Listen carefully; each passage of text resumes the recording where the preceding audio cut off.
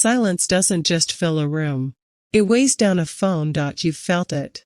That heavy, frantic anticipation when they go dark for 3 hours after a text that felt like it meant everything. You aren't just waiting for a reply. You're waiting for validation. And in that gap, your mind does something devastating. It starts to fill in the blank spaces with a story that benefits you. You're not reacting to who they are. You're reacting to a version of them you've built in your head, a version that finally validates your worth, finally commits, finally sees you. When you get that eventual, casual reply, your brain treats it like a lottery win. A hit of dopamine so sharp it almost hurts. And in that moment, the confusion doesn't just dissipate, it becomes the glue that holds your obsession together. You think you're in a relationship. But you're actually in a logic puzzle, and you're convinced that if you just solve it, you win the prize. But the prize isn't them. The prize is finally feeling good enough. We have a dangerous habit of romanticizing complexity. If someone is clear, if they are consistent, if they simply tell us where they stand, we often feel bored. We dismiss it. We think, that's too easy. Where's the spark? But the spark you're feeling isn't chemistry. It's anxiety.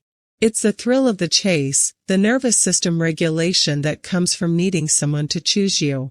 When someone gives you mixed signals, they are forcing you into a position of constant evaluation. Are they interested? Are they pulling away?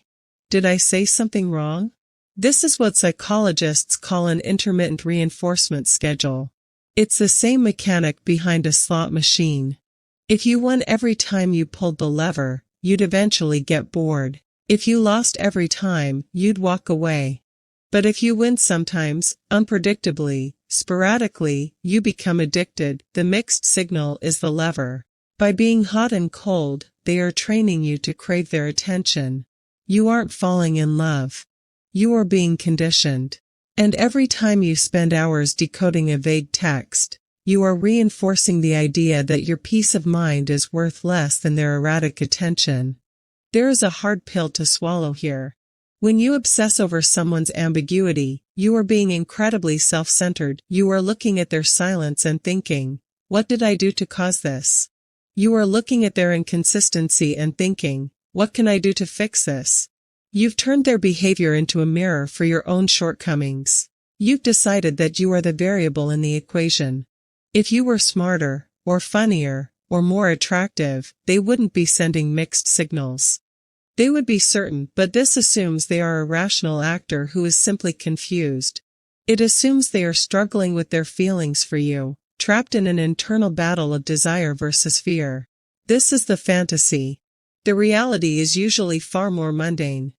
Often, the person sending the mixed signals is simply keeping you on a shelf. You are a source of validation. You are someone they go to when they are bored, or lonely, or need an ego boost. They don't want you. They want the feeling of being wanted by you. And as long as you keep playing the game, as long as you keep trying to solve the puzzle, they have no reason to ever give you a clear answer. By staying in the gray area, you are giving them permission to treat you like a hobby instead of a partner. We hate clarity because clarity is final. A no is an end. A no is a death to the possibility. But mixed signals? Mixed signals are a form of life support for a relationship that is already dead, or never lived at all. Look at the signal for what it is, not what you want it to be. If someone is interested in you, they will make it clear. They will remove the obstacles to being with you. They will not leave you in a state of constant, grinding uncertainty the moment you have to start a sentence with, well, I think they mean. Or maybe they're just busy because you have already lost.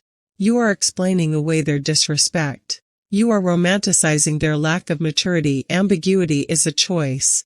It is a choice to keep one foot out the door. It is a choice to deny you the respect of a direct answer because they are terrified of being the bad guy who says, I'm just not that into you.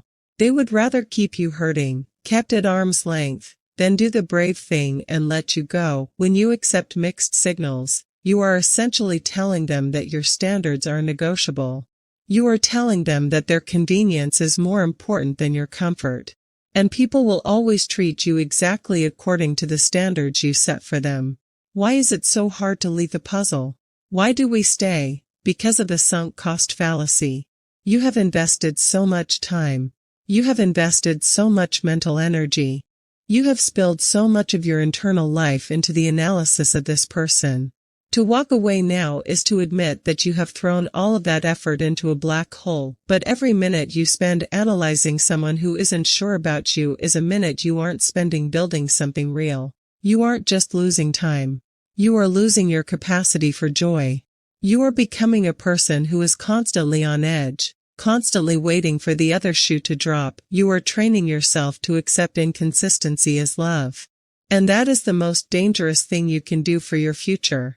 Because if you find someone who is actually consistent, who is actually clear, who actually shows up, you might find them boring. You might reject them because they don't trigger the same chaotic, anxious high that the maybe person does. You don't need to change the signal. You need to change your receiver. The goal isn't to be so good at decoding that you finally get them to commit. The goal is to get to a place where you don't care if they commit, because you've realized that their confusion is a reflection of their character, not your value. The next time you're staring at a blank text thread, don't ask yourself, why are they doing this? Ask yourself, why am I tolerating this? Stop trying to solve the puzzle. The puzzle is a distraction. The game is rigged. The only way to win is to stop playing. If they wanted to, they would. And if they aren't, they don't deserve the space they're taking up in your head. Clarity is a form of kindness, and the only people you should let into your life are those who are kind enough to be clear. You're a person, not a project. Stop letting someone else's indecision decide your worth.